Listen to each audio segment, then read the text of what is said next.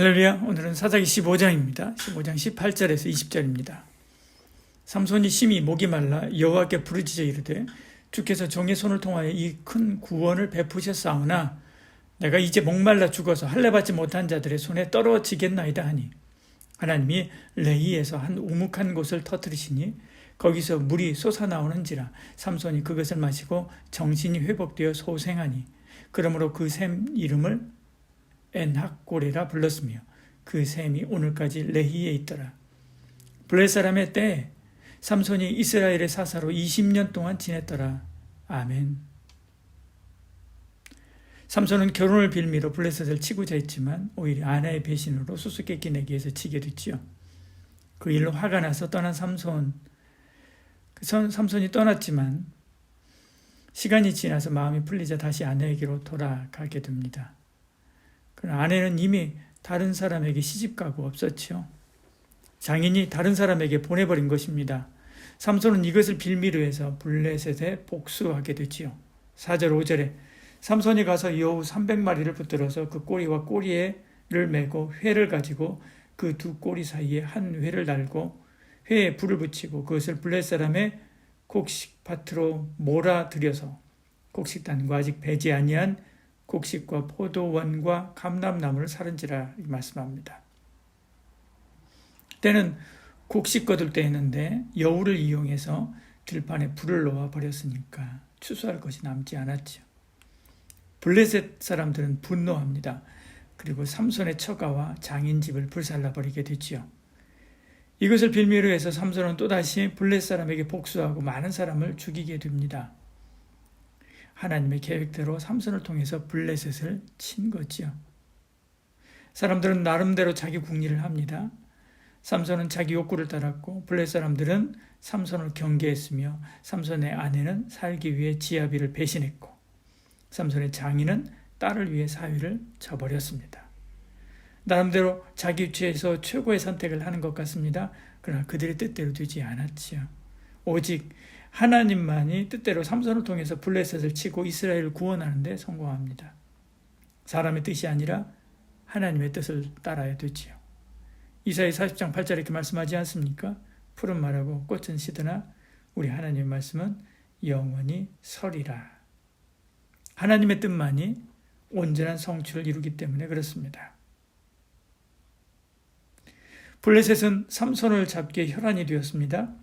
한 사람을 잡기 위해서 블레셋의 수많은 병사가 움직인 것입니다. 이스라엘을 점령한 그들은 삼손을 넘겨달라라고 협박하게 됐죠. 그러면 지도자인 삼손이 순순히 잡힐 것으로 생각했기 때문에 그렇습니다. 블레셋의 모략은 탁월했습니다. 과연 그들의 생각대로 이스라엘 사람들은 자기 살겠다고 삼손을 포박하여 넘겨주게 되지요. 그러나 하나님의 영이 삼손에 임해서 나귀 턱뼈를 잡고 1000명을 죽이고 이기게 하십니다. 15절에 말씀하죠. 삼손이 나귀의 새 턱뼈를 보고 손을 내밀어 집어들고 그것으로 1000명을 죽이고 이렇게 말씀합니다. 이처럼 세상의 모략은 속이는 것입니다. 서로를 죽이게 하고 미워하게 하고 배신하게 합니다. 그러나 하나님은 그들의 모략을 꿰뚫어 보시지요. 오히려 그것을 이용하여 더 큰 하나님의 승리를 이루어 내시는 것을 봅니다. 삼손은 하나님의 도우심으로 블레셋 병사 1000명을 한자리에서 죽이고 이깁니다. 근데 그는 스스로 자랑하기를 내가 1000명을 죽이고 승리했다라고 노래 부르게 되죠. 16절에 말씀합니다. 이르되 나귀 턱뼈 한 더미 두 더미를 쌓았으며 나귀의 턱뼈로 내가 1000명을 죽였도다 하니라 그렇게 말씀하죠. 이스라엘에는 이렇게 강한 삼손이 있으니까 너희 넘보지 말라 라고 하는 경고지요. 근데 그는 여기서 하나님을 한 번도 언급하지 않습니다. 하나님께 영광 돌리지 않은 거지요. 그러자 하나님께서 갈증을 주시고 1000명을 죽인 용사가 물 한 컵이 없어서 죽을 지경에 이르게 됩니다. 그때야 삼손은 자기 잘못을 알고 하나님께 부르짖어 살려달라고 기도하지요.